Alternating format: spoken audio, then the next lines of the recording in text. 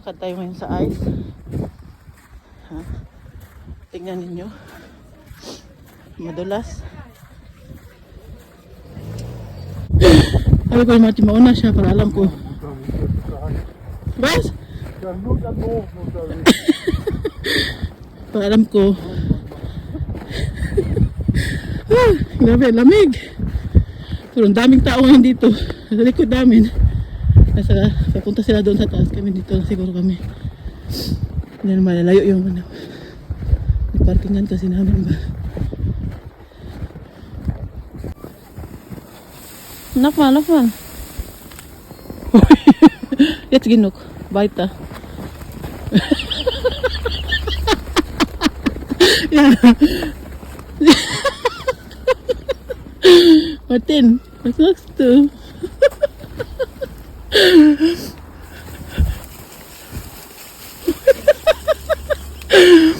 Oh, ini Güte.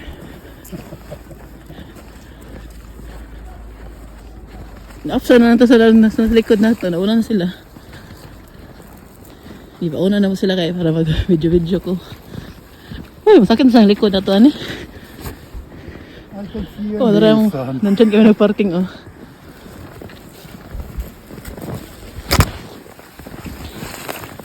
Ay, sino man nagawa ng dry? Get.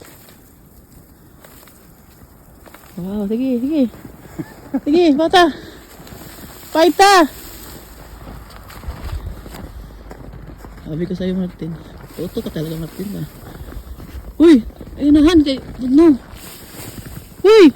Nahin, nisme! Taliglag ko kayo na nagsunod na to.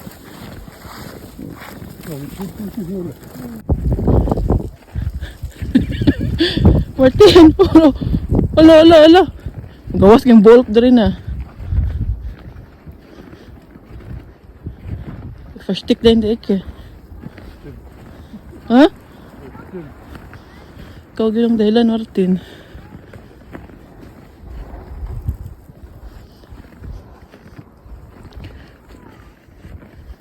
Uy. Grabe pong ayos, uy. Ayun na lang taglakaw kay Sinma Slide and... Ha? Hier muss man sich aber schon klein machen. Komm. Ewan, tanin niya, eh.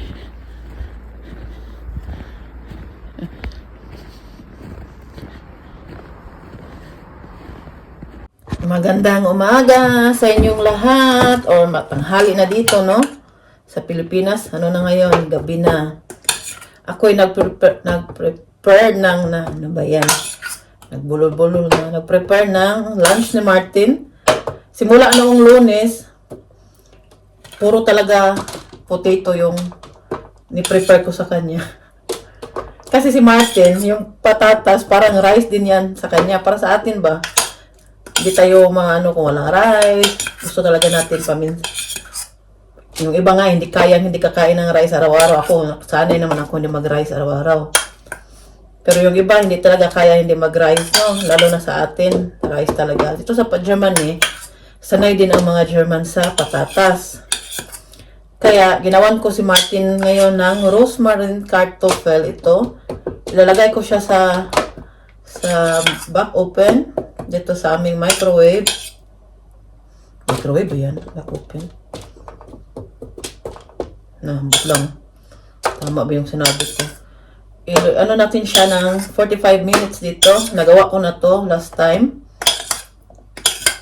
Ngayon, nung Lunes pala, ano din, patatas din. Nagluto ako ng German food nung Lunes. Hindi ko lang na-videohan dahil pag ako po stress at busy at namamadali na. Minsan din na talaga ako nagbi-video. Dinadali ko na yung luto ko. Lagay natin ng sauce para mas masarap pa siya. Gustong-gusto din to ng mga anak ko. Pero yung mga anak ko nasa ano man. Doon man sila kakain ngayon sa... Uy, lagay ko na to. Uy, mabot na to si Martin. So, after 45 minutes, kukunin natin yan. Yan, luto na ang patatas. Kabayasa mo na Spanish at bravas patata. Oh. Bravas patatas. Bravas patatas. Ni patatas bravas. O, patatas bravas. Ako, sasabi ko sa'yo, Martin. Magtatapon ako ng karton ngayon. Timing na dumating tong package ni Oma. Ito ay pinapadala ng insurance every month. Ito yung mga ginagamit namin kay Oma. Ito panglinis sa kanyang toilet, sa bed, lahat pa disinfection talaga. Para iwas mga bakterya, mga ganyan. Ito nililinis namin sa bed niya, sa lamesa niya, sa inupuan niya kung saan siya tumatae, yan din nilis ko. Ito, ginagamit ko. Hindi na kami nag-order dito sa company na to ng gloves dahil ang mahal po ng gloves nila. Kasi yung budget ng insurance every month, 60 euro. Ito, dalawa. Ito din, kasama na to. Yung gloves kasi 25 euro yung isang karton. Inabibili lang namin dito mas mura sa drogery, sa drugstore dito, sa drogery mark dito sa Germany. Nabibili namin sa DM or sa Rossmann, mas mura lang siya. Kaya yung in-order namin doon sa company na to, ganito na lang. At itong nilalagay namin sa bed ni Oma. Ayan, isang gamit lang yan siya. At ako na. Meron din kaming ganito na nalalabhan siya. Nakakatanggap din kami sa isang taon, isang beses at 3 ang pinapadala. Pero nalalabhan yun. Ito naman ay isang gamit lang, tapon na. Bayad naman to ng insurance. Kaya lang, yung gloves kasi nilang mahal, 25 euro. Kaya naghanap kami ng mas mura para ito na yung aming na kanila. Yung pinili namin na ipadala nila kasi gamit to everyday talaga namin. Everyday to namin ginagamit 3 beses sa isang araw. At ito, tatapon natin doon sa container sa baba. Meron naman kaming tapunanan dito, ng mga karton. Kaya lang, madali siyang mapuno. At after 4 weeks siya kukunin. Kaya doon namin tinatapon sa container. Na malapit dito. Yan. Itatapon natin yan. Timing na Ito, ilalagay ko sa kwarto ni Oma. Dumadating to siya every month. Nakatanggap kami ng ganito. Yun, diba? Ganyan dito sa Germany. Kapag marami ding kinakabar ang insurance na binabayaran nila ba? Nice, hamstag. Oh, daghan ng chocolate. Oh, ano naman chocolate? Para sa man ninyo. Fysik Oh, nag-sale ba yan kuan? Duplo. Napait pa kong duplo. Muli na siya. O kato na lang sa silong dalo na mo. Kami na uli ato. Kami na uli ato. Lipaton na to siya. Darfst du versuchen? Darfst du trotzdem. Ano na tatal? Kaya mo palit. Di mo magdugay. Kaya palit na gano'n sa mga. Darfst du trotzdem machen. Palit o beer pa.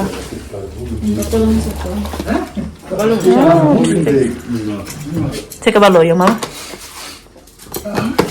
Dafür ist die Küche groß genug. Dot naman na yung patatas Auch die größte Küche, die kann sein werden, wenn da Leute im Weg Hindi man na yung pang Hindi ko bawa na. Kana yung pang abli ba? Ja, und sonst? Warum ti supil essen gekauft, Tobias? Was zu essen? Da, salami, warum? Salami. Ay, so bacon. Frühstücken. Morgen. Morgen. Morgen. Friday. Ay, da, du hast noch 2 Tage, no? Lagyan na. Also, Huh? Kayo tanan? Kanin, pili? ich bin glauben worden. Hindi ko luto So, pagluto Immer naman ang... Ugmana na. Ich sag Donnerstag, aber ich liege aufs Datum Hindi geguckt. na ko. Schatz, außer das war? Freitag ist der Flug. Mama, auch noch die anderen Kartoffeln? Ja, wie viel wollt ihr denn essen? Ich muss ja auch noch klein schneiden. Kita, nagbrili ka. No, einmal. Si Michelle, suot niya yung eyeglass niya. Kita ko sa inyo gano'n siya kaganda. Michelle, ganun bisin bait no. Maka brili. Yeah. Sausage. Nagbili ta napkin ka na. Gidugo. Gidugo. Come on. Masyap no, gikaw. I like to try it. Si Michelle, excited na yun. Michelle, excited. Excited na siya kayo magluto kami ng pasta ngayon. Was ist das, Han? Oh, andere Tasche, no? Mach die Pasta. Warte, help me bitte, Michelle. Komm her. Hand fest, komm. Guys, mo din chocolate. Pumihin, Michelle.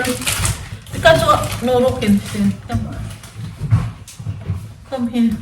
Ay, kayo pagkita. Ay, kayo pagkita niya yung mukha. Gwapa mo mo. Mukhang gwapa mo.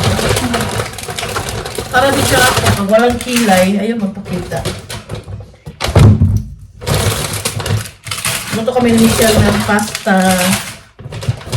Kaya nag-antay yan siya sa akin. Kaya pareho kami dalawa na mga sale na ano sa Ribi ba. Gusto to ni Martin. 50% na lang siya kaya namili na. At ano na lang, itago na lang. Kuha na lang kung gusto kakain. 125 na lang, €1.25. Sarap siya. Eh, sarap niya. Ang dami pong sale ngayon sa Ribi na yung mga Christmas chocolate ba?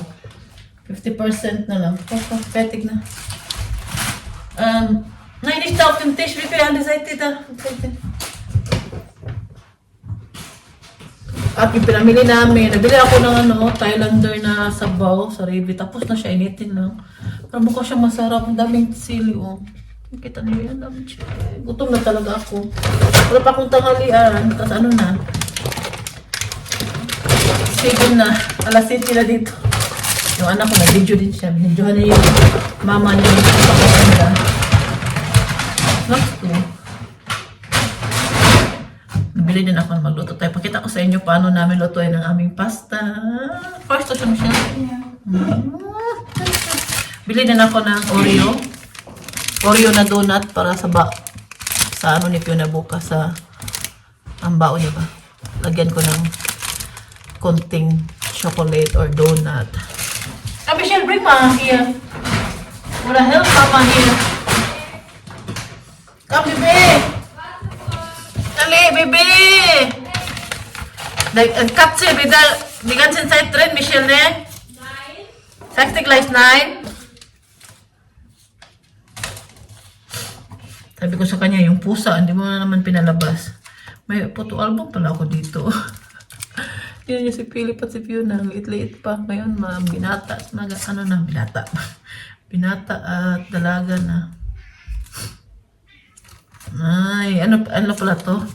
Napadala din ako ng ganito sa Pinas. Mama ko ba? Yung mga mama at papa ko, hindi yan sila mahilig sa social media. Walang mga, ano ba? Hindi sila mga mahilig sa mga Facebook, mga ganyan. No?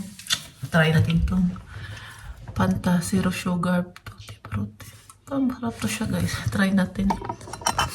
Magluto muna ako ha. Yan yung baon ni Fiona ngayon. Sliced bread na merong salami, apple, at saka orange. At ito may dessert siya. Oreo na mini donut. Yan ang nilagay kong dessert niya kasi si Fiona hanggang alas 4 yan siya doon. At minsan di niya gusto yung pagkain ba kaya dinadamihan ko talaga minsan yung lagay ng pagkain ng baon niya para kung gutomin siya mga hapon, may makain siya. Yan. Hindi pwedeng walang prutas sa kanyang may prutas talaga yan palagi. Pinapatagilid po namin yan si Uma, pinahiga ha. Nakatagilid po yan siya. May unan po nilagay dito sa gilid para maitaas yung niya. Para hindi talaga tawag niya yung sugat niya ba. Kung pwede ko lang ipakita sa inyo na maawa talaga kayo. Ayan siya. Gising na po yan siya, no? Pero wala siya sa mood ngayon. Itong week na to, wala siya sa mood. Lagi siyang galit sa akin. Nainis siguro siya na dinidisturbo siya ba. Gising naman yan siya. Gising naman yan si Uma. Pinapainom ko na siya ng gamot. Hintay lang ako ng 30 minutes pa bago ko siya paupuin. Dahil yung unang gamot niya, kailangan mo na mag-antay ng 30 minutes bago siya mag-start kumain ng almusal. Yun po yung gamot niya sa kanyang goiter. Ang iniinom niya. May goiter kasi yan si Uma. Basta may gamot yan siya iniinom na iniinom siya bago siya kumain ng breakfast. Ayan. Ayan yung una niya. Nakatagilid po yan siya. Medyo pataas. Konti yung ano niya ba? May puwet. Pareha kaming umahagard. Mga haggard pa kami ni Uma. Walang kilay si Mami Rose ngayon. Ngayon, ang gagawin ko, painumin ko siya nitong tea niya. Puno yan kanina. Ito, kalahati na lang. Ayan siya. Oh. Nilalagyan ko ng towel. Bakit? Alam po ninyo kung bakit. Dahil niluluwa niya minsan yung tea. Tapos, pag hindi ko nilalagyan ng towel, nababasa siya. Katatapos pa lang ng punasan, bagong damit, bagong bihis. Kaya, pag mabasa siya, ay mas stress na naman, paupuin na naman siya, di ba? Mas stress na naman siya, maawa ka na naman dahil sakit ngayong puwet niya. Oma, hello! Ayun na niya uminom. Pakita ko sa inyo kung paano ko siya painumin ka. Langsam. Galit siya. Ayan. Konti-konti lang may ininom niya. Ito yung challenge namin araw-araw na makainom talaga si Uma ng ganyan lang kami dito. Kaya, minsan ganito yung tsura ko. Hindi talaga ako nag-ayos. Minsan natawa ko sa mga anak ko. Baka pag nakita nila nagkikilay ako, sabihin nila, Mama, saan ka pupunta? Kasi alam nila pag dito lang ako sa bahay, no? Minsan wala talaga akong ayos. Lalo na pag hindi ko naman sinusundo si Fiona. Kasi nga itong week na to, hindi ko sinusundo si Fiona. Sila makisakay sila sa kapitbahay namin. Itong katabi namin, no? Yeah, dahil sa ako, si Uma daw. Nakita niya yung sarili niya, si Uma daw. Tapos, pagkahapon, si Martin naman nagkuha sa kanila kasi pang umaga man si Martin. Next week, ako na naman dahil panggabi si Martin. Ganyan lang yung buhay namin dito. Nakakaraos din kami araw-araw. Basta importante na naalagaan namin ng maayos si Uma. Bukas pupunta naman yung nurse dito. Ano lang sila, Lunes, Merkules at Bernis lang sila pupunta. Yung sugat pala, hindi naman pala yan kailangan araw-araw siya linisin. Tiga after 3 days pa yun. Tabi ng hospital, 3 days pa yun. 2 days pa yun. Basta, hindi naman siya kailangan. At pag paliguan si Uma, kailangan hindi alisin yung plaster doon para hindi siya mapasukan ng mga chemicals lang tulad ng shampoo, shower gel. So, yung panglinis lang talaga ng kanyang sugat, yun lang talagang sinabi ng hospital sa amin na binili din namin. Yan, nandun yung ginamit. Hello. Yan lang. I-end na namin ni Oma itong vlog natin na ngayon. Sana nagustuhan ninyo. Salamat sa panonood. Bye-bye. May nantok man dito sa tabi ko. Katawa lang si Oma sa inyo. Come, bisin. Nokmal rinken. Bisin. Bisin lang. Konti-konti lang. At least meron siyang nainom. Pag matapos to, ako na isa. Ano to siya, tea? Ito din yung sabi ng sa hospital, sabi niya ganit. Chameleon tea. Maganda daw yun sa sa tiyan ba ni Uma? Uma! Kita niya, Uma! Uma Elizabeth! Bye-bye! Sabihin mo, Uma, bye-bye! Ciao!